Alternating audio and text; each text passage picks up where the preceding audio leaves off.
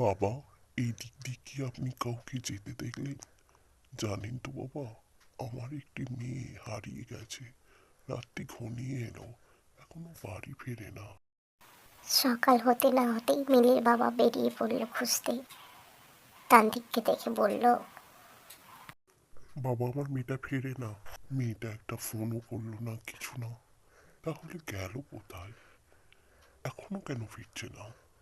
ভেবেই তো যেন আমার হাত পা ঠান্ডা হয়ে আসছে। এই টুনি, তুই একটু যাবি রে?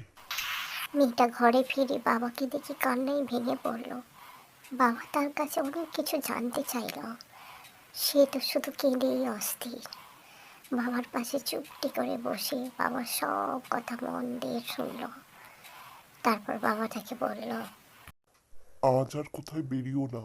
সারাদিন বাড়িতে থাকবে, বুঝলে? না হলে হয়তো আজকেও তুমি একই রকম করবে, যেটা আমার একদম পছন্দ নয়।